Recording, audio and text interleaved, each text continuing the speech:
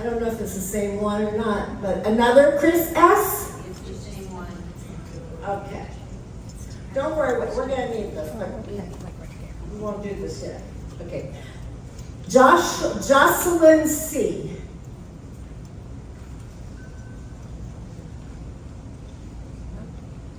Okay.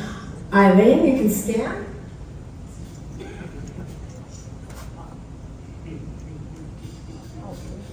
Not yet. I forgot a very important part of the whole program. Introducing the three Democratic primary candidates.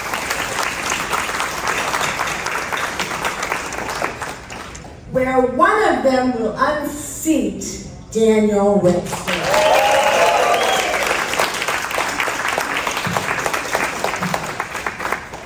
Okay, the first candidate is Barbie Harden Hall. Barbie Harden Hall was born and raised in Lake County, Florida. She received her bachelor's degree in political science from Troy University, specializing in American politics and public administration. Barbie was a stay-at-home mom with her 4 children when her son was diagnosed with a rare, fatal genetic disease at 2 years old. Unfortunately, he passed away just 6 months from complications of a cord blood stem cell transplant that doctors had hoped would slow the disease's progression. After his death, Barbie began advocating for rare diseases. After her advocacy and lobbying efforts went unseen and unheard by her congressman, who was supposed to represent us, Barbie decided to run for Florida 11th Congressional District in 2024. She lives in Mount Dora with her husband and her 3 kids, where they run their family lawn company. Everybody give a hand for Barbie.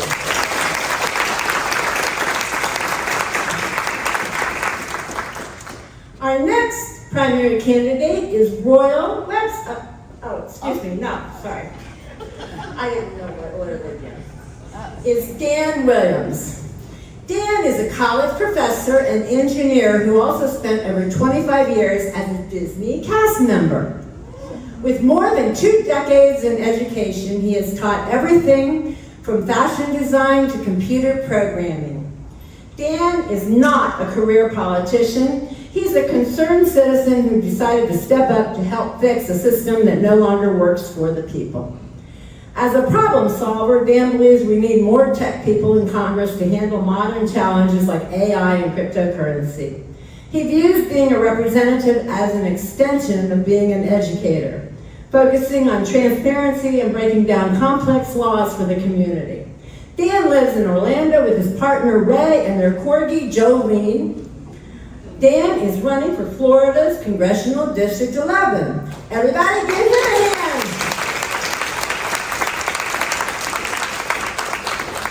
And last but never least, Royal Webster was born and raised in Miami, Florida, and proudly served in the United States Army as a military signals intelligence analyst. He's an educator at West Orange High School, where he teaches speech and debate, psychology, American government, and Spanish.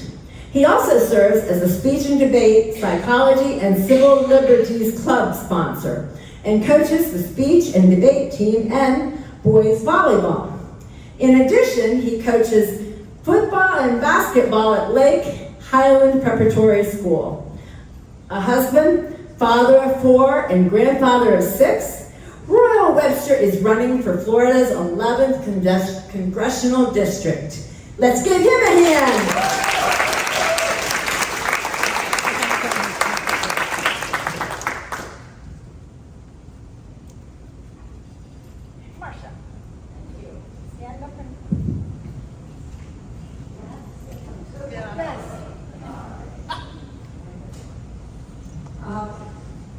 Okay. First, I want to say how happy I am to be here and how great it is that the 3 of you are willing to participate in something as important as a town hall. So my question is this. An international known economist and policy analyst, Jeffrey Sachs, said that the 2 most dangerous countries in the world are Israel and the United States of America. Legislation is being introduced to block all military aid to Israel. 2 questions. Do you agree with Jeffrey Sachs about the dangerous countries? And how would you vote if you were a member of Congress now?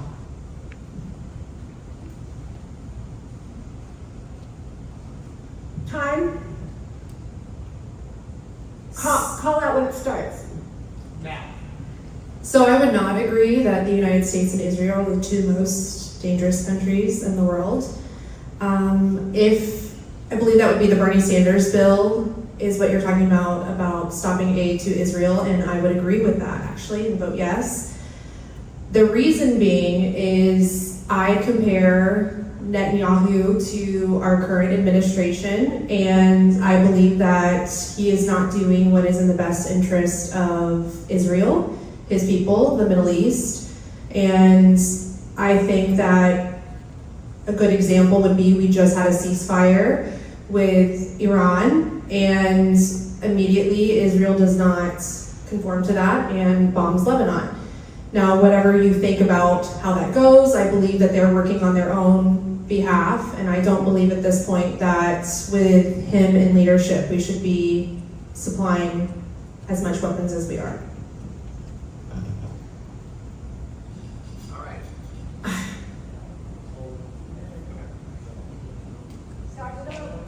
It's on a 2-minute. Sorry. Vanna White failed. It's on a 2-minute, so it'll just keep going 2 minutes. We change it every time. We change it to 2 minutes. But it'll flip back. So I gotta wait. It was very temperamental earlier, so I don't want to mess it up. That's why I'm thinking someone who's. Don't just say, I'm not people. No, I know. Here. I'm sorry, people. Little glitch in the program. The cord, no. No, you sit over here, let me over here. I can start, I'll get on. Just so she can see, and they can both see. Okay. So now it starts 2 minutes again. And this much further. Sounds good. Can you see it now? When I say, Well, It's not gonna. it's okay, I'll figure it out. Okay. okay, we can also back these up a little bit. I'll just say that. Okay. Ready? Yep. All right. So first part of the question was the dangerous countries, right? Right now, I actually think we are kind of dangerous. I think our current administration is off the rails, for lack of a better term. And so I am concerned about what we're doing and that no one is actually stopping him from doing it. So I do think we're currently very dangerous in the world. As far as Israel, I do think they're dangerous as well. I think that they're attacking people left and right, and I am also very wary of that. As far as sending aid, I am very anti-war on almost everything, and I'm pro-humanitarian. So I believe if we're going to send funds over there, it has to be for humanitarian reasons only. So food, water, to help the Gaza people, or anybody else that needs it over there. As far as the way I would vote, it's going to be kind of a tough question for me because my platform is direct democracy, and I know we're not supposed to get. Talking about the platform, please. I know, but how do I answer the question? Let me just say, I'm always going to ask everybody's opinion, and my vote will go with that. That's and fine. so, yeah. But I will give my opinion on the end of it, and I am for not sending that money over there. But thank you for the question, I appreciate it. I'll take up the space for a second. Now, you can talk to the candidates outside after this, if you'd like. And if you'd like, at that point, each one of them can do any kind of campaigning they want outside of this venue. You just can't do it inside the venue.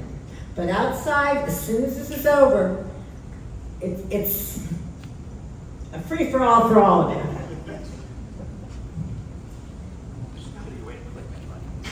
There it is. Do you know how to do it? Can you read the directions? No. Time. Hey, Royal, go. Good evening, Marcia, thank you for that question. Quick answer, Bernie Sanders' bill, I would definitely vote for, and it's only for bombs, and it's only for ammunition. It is not humanitarian. The bill says nothing about humanitarian aid, right? Bernie Sanders is the last guy that's going to put a bill up that's about humanitarian aid. Is the United States and Israel the two most dangerous countries in the world? I will add one more, because I think Ukraine would like us to add Russia to that list, right? Yes, I think they are, because they're the three countries right now that are starting wars, right? The people in Venezuela, no matter what anybody says, if they think they're better off, they're not. Everything's still going on. They just kidnapped their president, and the attacking of Iran. It has to be, at some point, that we use diplomatic solutions instead of just killing people. It has to be. But the problem is right now with this administration, we can't use diplomatic solutions because we're short 115 ambassadors. There's 195 ambassador seats and we only have a handful. We're missing 115. We don't have an ambassador in Russia. We don't have an ambassador in Iraq. We don't have an ambassador in Venezuela, even though they claim that the embassy just opened up. So it's more than just Iran. It's more than just Lebanon. It's the entire culture of this administration. It is a dangerous administration. But administrations go away, right? Same thing with Prime Minister Netanyahu. He's going to go away. He's been claiming that the greatest threat to Israel for the last 30 years is nuclear bombs from Iran. 1996 was the first time he came out and said that. Still hasn't happened.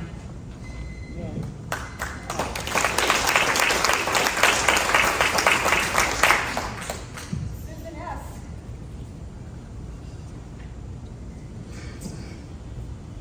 I'm going to answer that question. I thought about that. Sorry. How are you going to help move forward away from DeSantis' policies and towards a more democratic Florida economy? Can't hear the question. Will you repeat the question? Hold on 1 second. Let me just reset my microphone. You want me to repeat it? Yeah, you couldn't Yeah, hear you you. got it.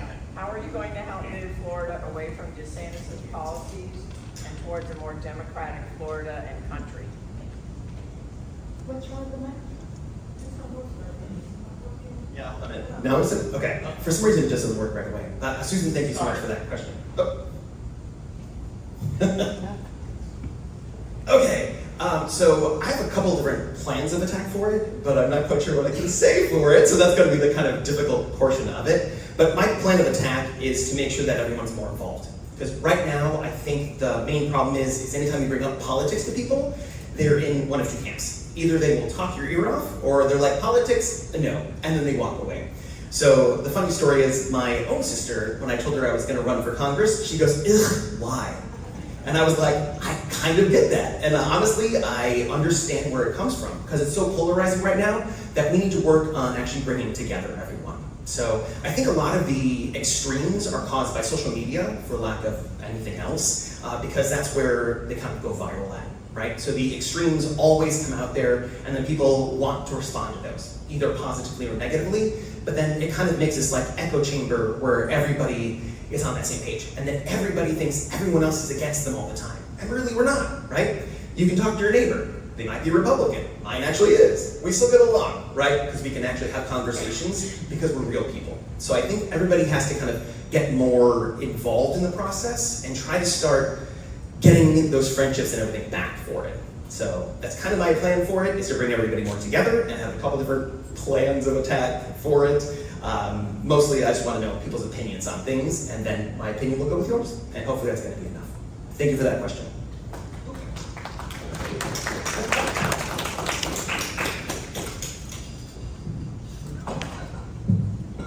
Holding. Oh, beautiful for spacious skies. Row, row, row your boat. Gently down the stream. Merrily, merrily, merrily, merrily, life is but a dream. Ah! There you go. Fun dog is whenever you go to the house, my dog comes around. Okay, shh. Ready. Susan, thank you for that question. Governor DeSantis he's a lame duck governor right now, and hopefully we will have either David Jolly or Jerry Demings in office starting next year. But as a teacher, as a union member of the teachers, I know quite well how much damage this man has done to education in this state. And Dan is correct, we have to get out and vote, right? And we have to get him out of office and redirect everything he's done.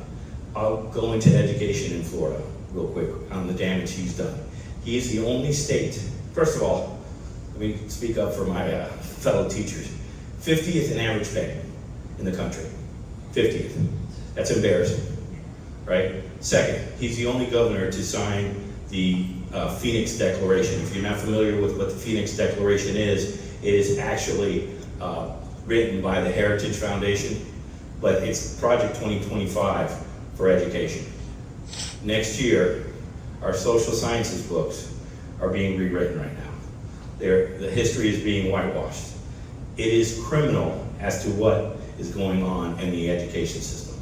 We're closing 7 schools total in Orange County just not to allow Schools of Hope and charter schools to take over, which is something that Governor DeSantis is doing also, is allowing charter schools to take it. The voucher system, which what first came out was noble, right, is now being taken advantage of. And people are buying TVs, buying tickets to Disney with these vouchers. How can they do it? We can talk about that outside because I'm almost out of time, but I promise you that if this goes unchecked, education is going to really take a downslide in the next few years. Thank you.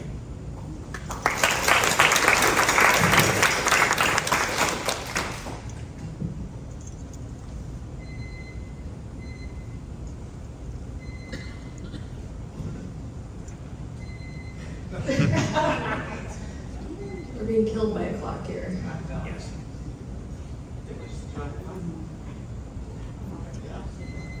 Please. Look at that. So I think it's a great question because Florida has been the breeding ground for everything we're now seeing at the federal level. So before Project 2025, we had DeSantis starting it right here in Florida. And I think the good thing is that now that DeSantis is on his way out, and what we've seen from a lot of the election results is people are kind of just tired on focusing on just culture war issues or real people with real problems. We want to raise our families, we want to do it freely, but we also want to prosper in our lives. So I think that that's what we're all moving towards. We have to move away from, and I think as we're all Democratic candidates, we weren't really focusing on cultural war issues to begin with, but I think kind of the electorate is following us with that now because we're all struggling financially and kind of tired of the chaos.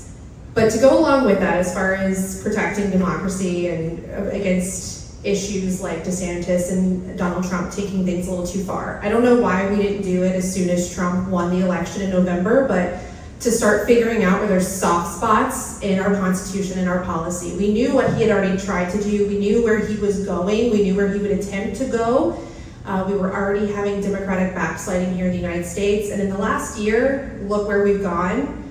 Hopefully we can get a majority in Congress to stop that. But I think that we really need to shore up some of those guardrails that we have in Congress and take that power back as a co-equal branch of government to no longer allow this administration to sort of just run all over us as a country and do their will instead of what is best for us.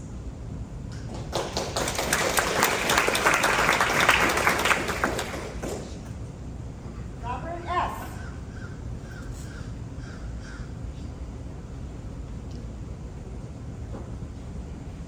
Okay, this was a little more on a local level. You encourage infrastructure before growth. And if so, what steps are you going to utilize? So that is a local, thank you for the question, Robert. That is a local question. And the three of us are actually running for Congress in the Washington, D.C. But we can support environmental issues and making sure that infrastructures are done reasonably and responsibly. I happen to have been at Split Oak this weekend with the Environmental Caucus, walking, finding gopher tortoises, and they have a toll road that is set to go right through Split Oak Park. To me, that's not acceptable, right? We need reasonable infrastructure built, but it cannot be at the cost of our natural habitat, right? I also believe that urban sprawl is a problem in this Central Florida, right? One of the reasons it's such a problem is because in all of Florida, we're about 500,000 homes short, but 771,000 homes are vacation rentals by Vibro and by Airbnb. So a lot of the homes that are available aren't available, but they're built and they're rented out by month. So we need to correct that also. And we need to utilize something called Icon Build, which is being used in Tampa right now to build homes. And it's a 3D printer that builds them, right? And it's really economically sound. It builds houses cheaper. And they're not luxurious houses for $500,000. They're starter houses for $75,000. The infrastructure, though, that's more of a local thing. So, thank you for your question.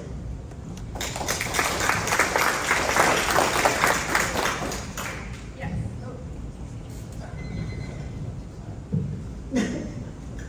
I keep reading my clock. Ready?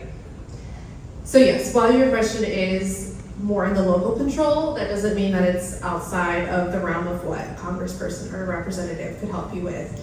The first thing, preemption. We have our local governments. We have your city, and the county can override city decision making, but the same can be true of the state to the county. Same can be true of the federal to the state. So I think that outside of that, that's where I see a lot of the issues that we're having here in Florida, is that a lot of the politicians up in Tallahassee are in the pockets of developers. So they get what they want, no matter if the infrastructure is there or not. But a lot of infrastructure dollars comes from the federal government. And I believe that unfortunately there has not been a representative here in this area that has sat down with the local communities, with local businesses, and said, what can I do to help you? Where do we need to fix this? Where is the infrastructure lacking? Where can I collaborate with your state, local, municipal leaders, and we can get these problems fixed by collaborating with my office on the federal side, because a lot of those infrastructure dollars do come from the federal government. So I think that that's one thing that we've really been lacking here in the 11th Congressional District with representative that we've had, is that there's not really been a whole lot of communication and collaboration with citizens and with our local leaders and things like this that really affect our everyday lives.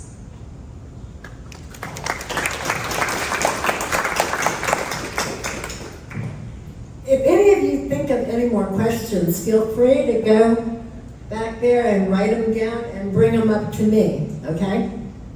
Okay. Ready? All right. Thank you for the question, Robert. It is a local question, but actually it's happening all over. So it is kind of a whole national thing as well. So the main thing is we have a housing crisis in America, just in general.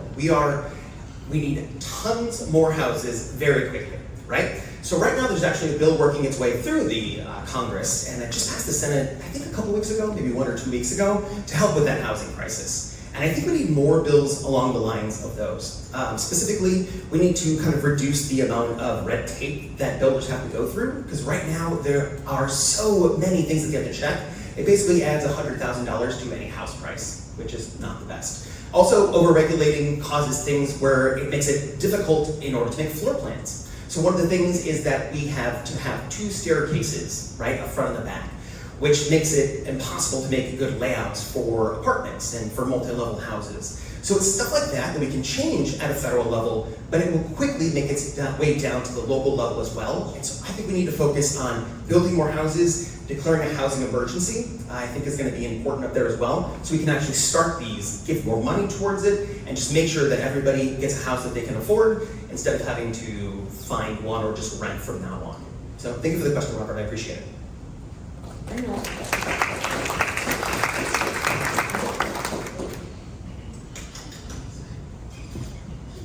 Is that it? Yeah. Chris S., come on up.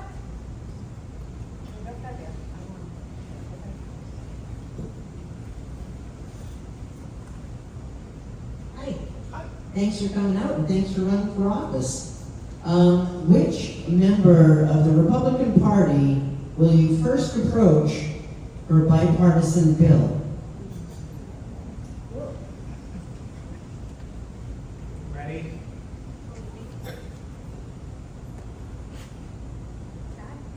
Yeah. Sorry, it's falling apart here.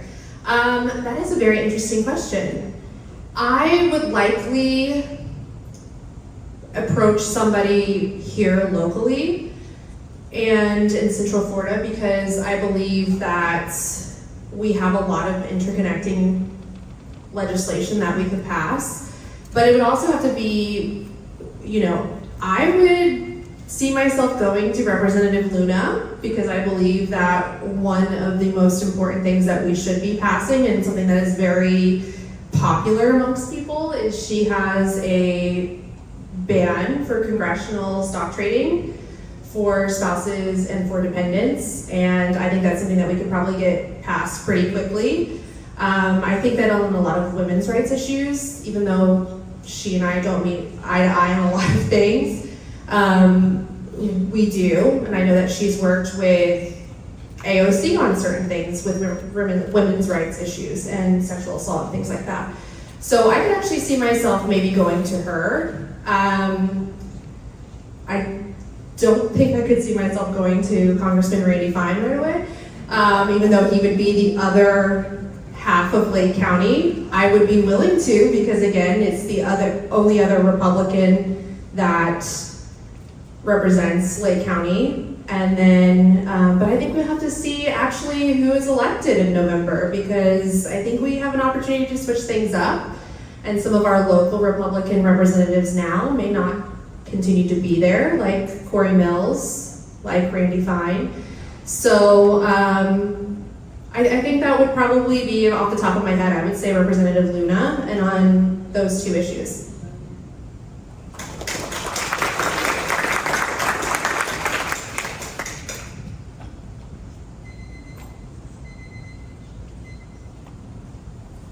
Getting faster with that. Okay. All right. Thank you, Chris, for the question. I really appreciate it. This one's actually quite easy because there is somebody that I want to meet up there, and it's Thomas Massey for a couple different reasons. The first one is he's doing great work with the Epstein files. He is right there at the front lines, and he's already showing that he's willing to do bipartisan bills. To me, that is an extended hand, and I will take it and shake it, right?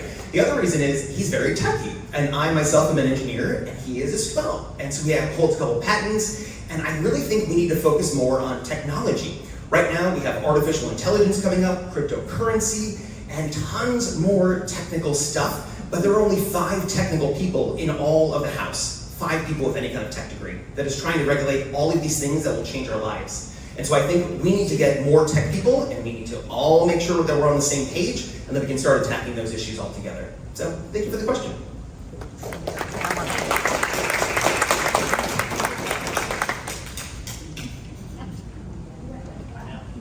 But he reset it now.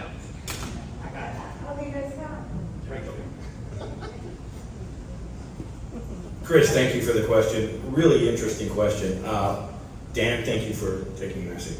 Because I would reach across to him too, but I'll give you somebody else. I'm going to go to the Senate, and I'm going to go see Senator Wicker from Mississippi. And I know the exact bill I want to talk to him about, and I will convince him, one way or another, to get it out of committee. It is the Major Richard Starr Act. I'm very close to veterans. They mean a lot to me because I am one. Richard Starr, Major Richard Starr, cannot draw a pension at the same time that he draws disability. Why? He was injured in combat. He did not have enough time to retire. And if you get medical retirement, you can't draw disability in the VA. There are 70 senators that say they will sign this bill. There is over 67% of congressmen that will approve this bill. But Senator Wicker won't allow it out of his committee. And I don't understand, because he's an Air Force veteran. But we'll talk, I'll reach across, I'll go over to his office, I'll make an appointment, and I will talk to him, and he's either going to agree with me to sign this bill, or not sign it, but just bring it out of committee, or somebody's gonna have to kick me out of his office, because I'm not leaving until it's signed. Veterans do too much for us when they're healthy. We need to take care of them when they're not. Thank you.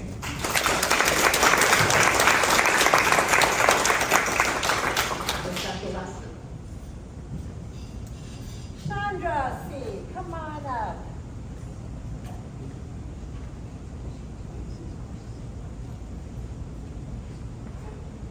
So what is your, maybe I shouldn't say platform, so maybe what is your position with regard to the health insurance affordability crisis? What do you think the problem is and what should be done about it? That's a big question. 2 minutes. Ready? All right, so Chandra, thank you. Tons need to be done with healthcare, period, right? Because we have to work towards a healthcare for all situation, but it's going to be hard as a one big jump. So we need smaller steps along the way that we can lead us there. All right. So I actually have a couple different ideas about how we can do this, but it does require us to change a couple of laws along the way. So it's not going to be that fast. There's a couple of laws like the Sherman Law or the welfare laws as well that are going to kind of stop it. But my main idea is to kind of use the union, what they're doing. And what they have is communal bargaining, right? Where you kind of, everybody pulls together and then you get better prices. Now, Medicare in general kind of used to have this a little bit. And in, I want to say 2023, they actually got it to where you could actually finally start doing it with drug prices, but they can only do like 6 a year or something like that. Where we need to kind of make sure that we can do that for all drugs all the time. Now, the other stuff that I want to do is I would like to kind of get groups together in bigger groups of like-minded people and then use that collective bargaining power. So I believe the strength and the way we're actually going to be able to do it is if we can lead to the healthcare for all, I'm 100% for that, right? But it's going to be a hard leap. And so I'd like other kind of little leaps along the way that we can then use to platform to the bigger one. Because I believe that everyone should have healthcare and it should be free. Because I've known other people that have had major health conditions where it bankrupted them, just completely. And then they never recovered from it, and so now they're in poverty levels just because they had one accident or one healthcare concern. And we can't have that in America. Thank you for the question.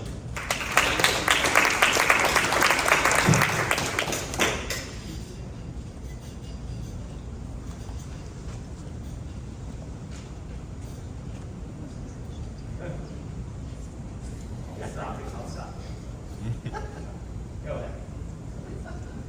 Thank you for the question, Chandra.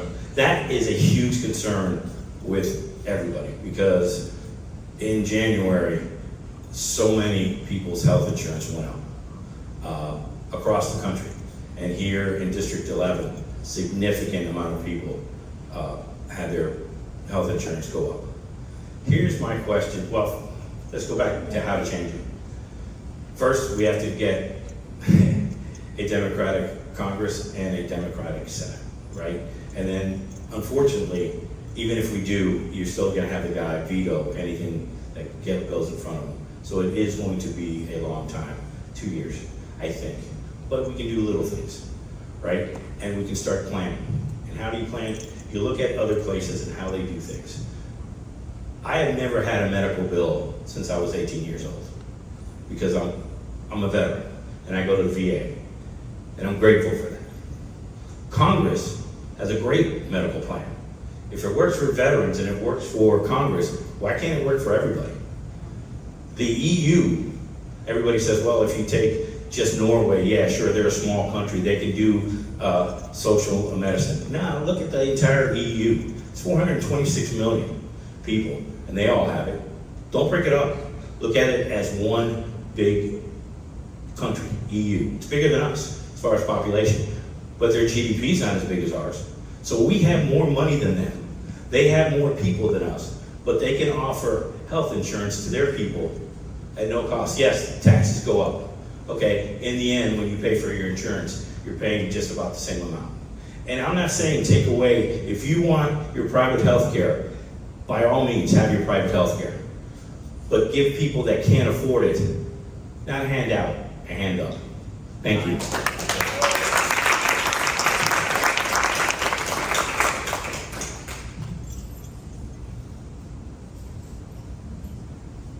Yes. So this is actually a question that's really important to me because my family, our health insurance premiums went up 124% this year, thanks to the Big Beautiful Bill. And I joined the 169,000 people that are in District 11 that have the ACA and have their premiums double or triple. So I think immediately we need to have those subsidies back because the excuse that we can't afford it has gone out the window with us giving money to Argentina. Now we've started this war that's cost about, $50 billion now, I believe is the estimate. So I think that's immediate. But as far as a health insurance plan with a little bit of time that I have, basically is Medicare for all. We have Medicare covered dental, vision, and hearing, and then we have a gradual rollback of the Medicare eligibility age with the option to still have another plan on top of that, like we would call a Medicare Advantage plan now. And as the other gentleman said, will it take a long time? Probably. And as far as getting it passed, because it's something new, it's something bold. However, I think that Americans in general are starting to see that that's the only option that we have left. Because too many people are filing for bankruptcy over medical debt. And my son's medical bills cost $4.2 million for 5 months of treatment. So I know exactly what people are facing. But to me, that's the immediate plan, is to have the gradual rollback of the Medicare eligibility age until we have all Americans covered. And when you have 70% of millennials and Gen Zers that support that plan, I think that that's where we're eventually heading anyways.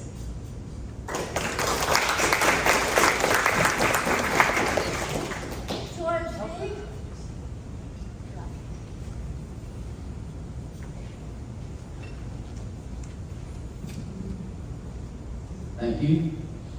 I'll change my question. Most, if not all, U.S. House and Senate Republican politicians are derelict in performing their duties and responsibilities of office. Their oath to we the people, to our country, is to a political party that has a minuscule number of people that are ruling the rest of us. How will you communicate this to all Americans? Thank you. Thank you for that question, George. And I apologize for not walking over that way. I don't want to walk in front of the other candidates, but I see you guys over there. I've taken the oath to the Constitution before. I didn't break it then, and I won't break it in January. I give you my word, I don't break the oath. What has happened in Washington, D.C. is incredible to me. The amount of corruption with all this PAC from Citizens United and from, I can't even imagine making bets on when we're going to bomb a country. And that's happening with insider information, and people are making millions of dollars because of the corruption up in DC. So one of the first things I want to do is, and there's people out there that are against Citizens United, I want to stop all insider trading, whether it's the stock market whether it's these bets that they bet online to see when we're invading Venezuela, when we're attacking Iran. That's disgusting. Those are people's lives that we're betting on and making money on. How do I get it to the people? I tell them, you have my word. That's all I have. That's all we all have, is our word. And if I break that word, I want to be held accountable. I want to be held accountable by every single one of you, every single person in this district, state, and country. I can't fathom lying to people's face. I just can't. So how can I convey this to the people of this country? It's my word. And I have not broken an oath in my life, whether to my wife, whether to this country.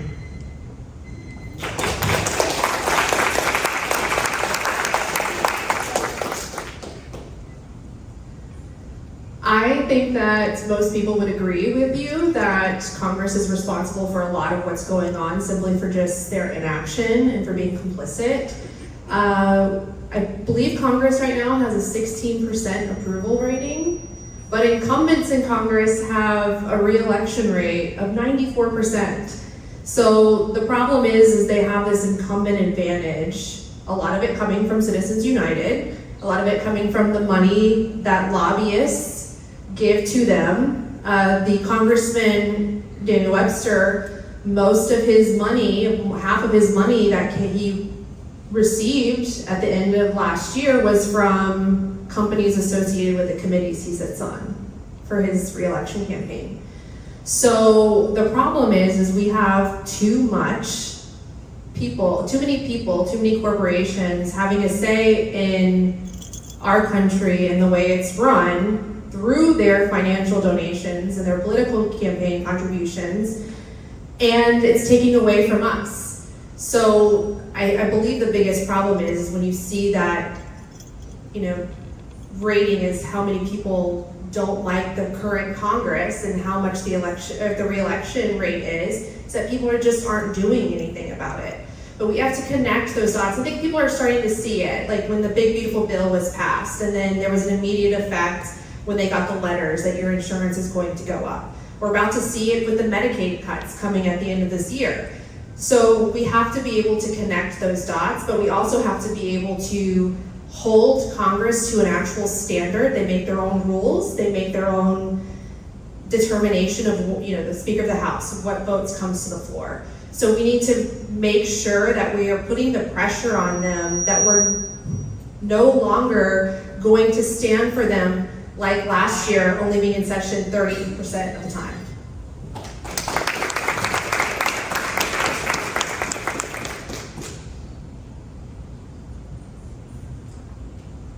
I have a quick clarification? That's not a word. Clarification question for you. Do you want to know how we're going to try to explain how Congress is doing it now, or how can we avoid doing it ourselves?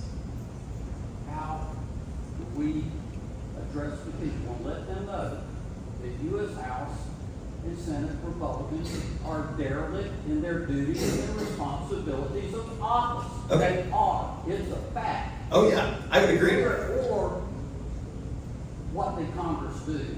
Yeah, they went on vacation. House and Senate Republicans are in charge.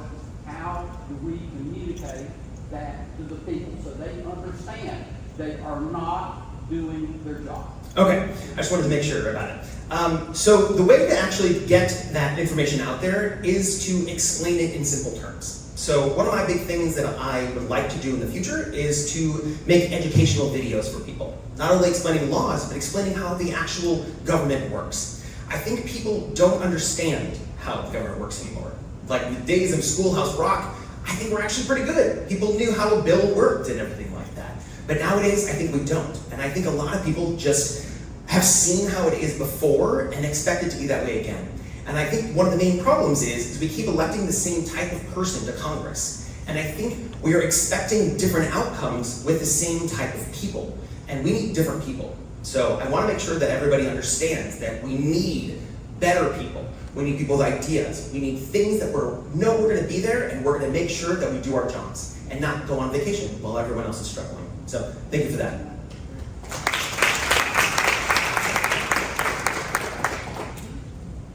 Hi,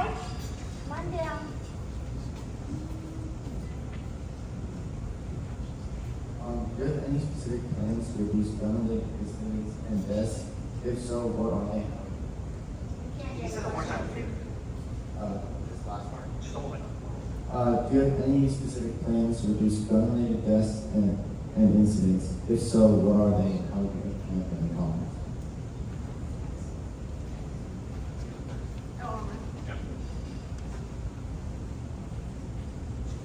Ready? Okay. Absolutely, I believe that we have to have legislation at the federal level that has standardized background checks so that people can't cross state lines to get easy access to firearms. We need to close the gun show loophole, private sale loophole, where they don't have to have that oversight that private, that gun shops have. We have to have safe storage laws. We have to have red flag laws at the federal level. Also, things like zombie guns, 3D printing of guns has become an issue where we should not allow these things to be happening, and we need to regulate that because people are able to 3D print guns now and 3D print accessories to guns and things like that. But the fact that we have such a horrible epidemic in this country of school shootings, and we have politicians that are willing to bow down to a lobby instead of caring about our children's safety and their lives.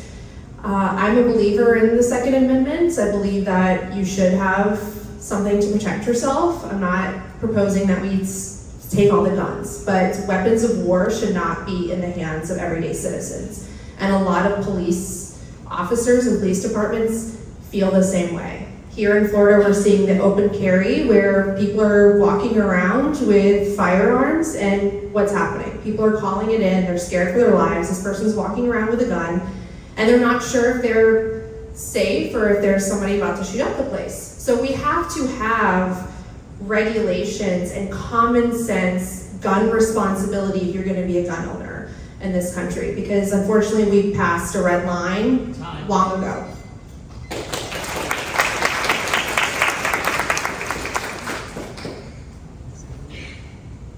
I think it's actually a bigger question of violence in schools. So not only just gun problems, but there is a lot of hate out there in the world. And so I think we need to start addressing that, even in schools at an early age. Teaching emotion, teaching therapies, and making sure that everyone understands how to actually talk things out instead of always jumping to more violence, right?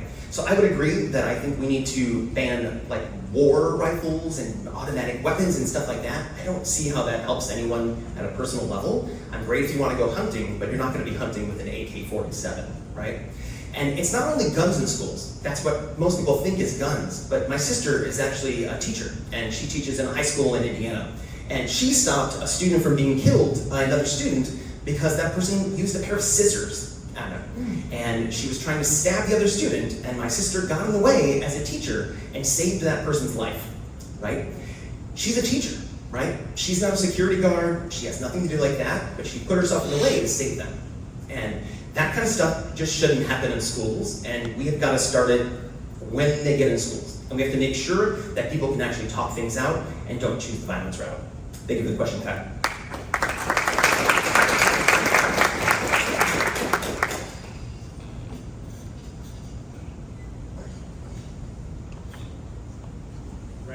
Thank you for the question, Kai.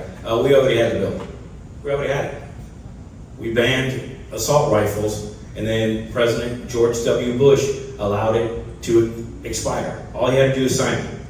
And then from that point on, shootings in school skyrocketed. Let's talk about Parkland. Parkland happened 8 years ago. There's been over 400 shootings in schools since Parkland. We have done nothing. We have second graders that have to practice active shooters. Second graders. And these people say, thoughts and prayers. If it's one of their child, I don't think thoughts and prayers would be enough, right? But they have the audacity to sit there and say it's not the time to talk about it. Then when is it? It's right now. It's been past due. I'm in a classroom every single day. When I grew up, we had the duck and cover. If you guys remember duck and cover, the nuclear bombs in Miami and all this stuff that we had to do, that was, okay, whatever. Active shooter drills, they gotta be terrifying for little kids. They have to be. We need to go back to banning assault rifles. When I buy 2 tanks of gas on the same credit card, driving from here to Miami and coming back because my son goes to FIU, I get a call from Bank of America saying, hey, is this you?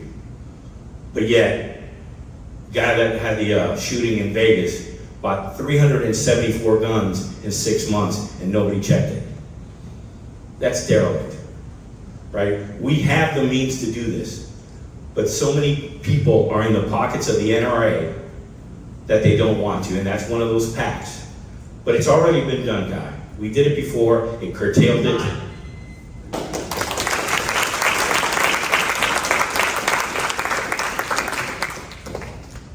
Pat K, come on down. I feel like we're in Price is Price Right. is right. This is going to overlap with another question, and it's very general, maybe we can tweak it. How to address the environmental issues that Florida faces. I am worried about our dependence on fossil fuels. I'm worried about air quality, water quality, worried about the wildlife corridor. Hopefully it will be improved and not chipped away. And worried about the chipping away that's being done to create our environmental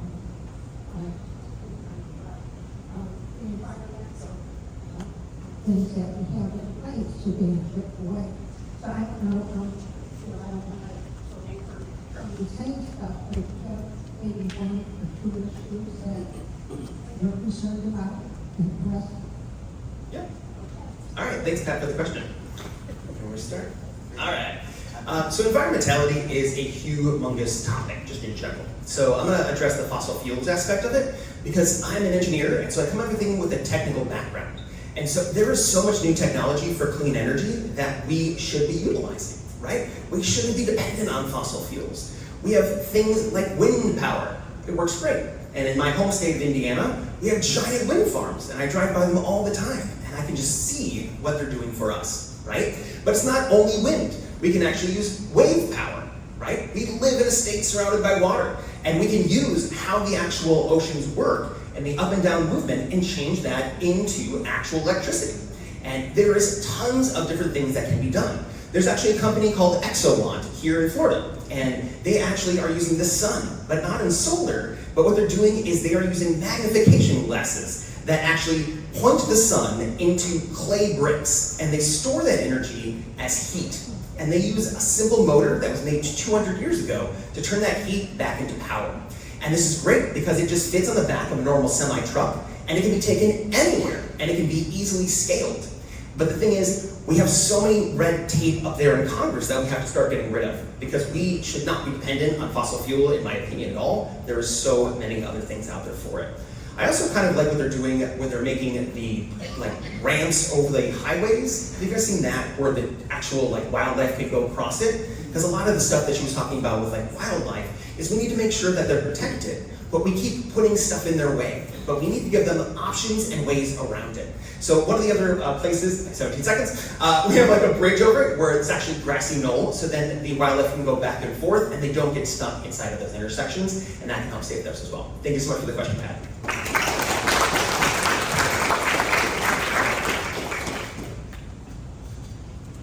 Thank you for the question, Pat. Since Dan talked about fossil fuel, I'll talk about another enemy of the environment, and it's pretty new. Data centers and the amount of water that they use and what they do to the habitat around them when they're built. They actually are building one in Texas that's 5 miles by 5 miles, if you can imagine that, of a data center. My answer to that is tax them. Tax them at the highest rate possible, get money and invest it back in a lot of different things. Data centers are going up all around here, all not around here, but in the country. But there is one going up just outside our district in Fort Meade, Florida, and it's going to be huge. And the aquifer is right underneath it, which is not a good thing to have, right? But that's one aspect of it, is attack the data, not attack it, because AI is coming, right? We can argue it, we can discuss it or anything, but you can't fight the fact that we're going to continue to grow with AI.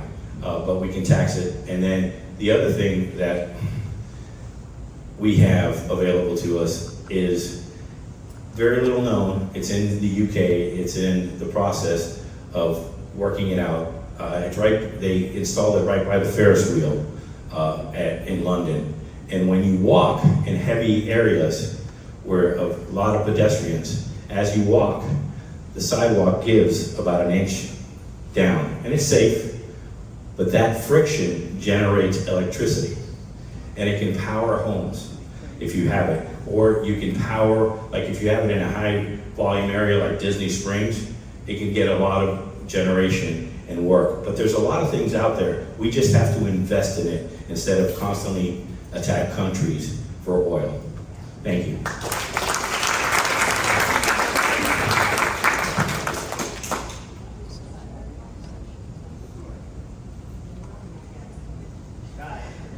Yeah, so again, going back to it, I think if we get rid of Citizens United, we get rid of a lot of these issues, because the fossil fuel industry is huge as far as PAC money, as far as campaign contributions, and it's our politicians that are not voting for these things or overturning them. Like, we had a great bill that was signed in by President Biden that would help us try and innovate and get into some of these new technologies that would be cleaner for us. And what happened is that's now going out the window. And it's because with the turning of the tide, you have a political party that does not believe that there is a climate crisis.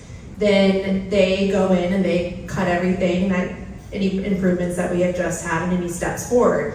The problem is we are so far behind here in the United States. China is so far ahead. So they've really invested in cleaner technologies and solar and wind and all of these things. And so they're not as affected by the current oil crisis that we are. And it's because we are so far behind. And I think we have to invest in ways that we can move forward. It is going to cost money. And unfortunately, we have politicians in DC that don't think it's worth investing in. But absolutely we have to, because not only will it take us away from our dependency on oil, but it'll also help us here with protecting our environment, where Florida is going to be ground zero for the climate crisis in the United States. We're already seeing issues with water and a lack of water, and we have developments going up everywhere. And anti-development is actually a bipartisan issue here in Florida, especially here in Central Florida and in the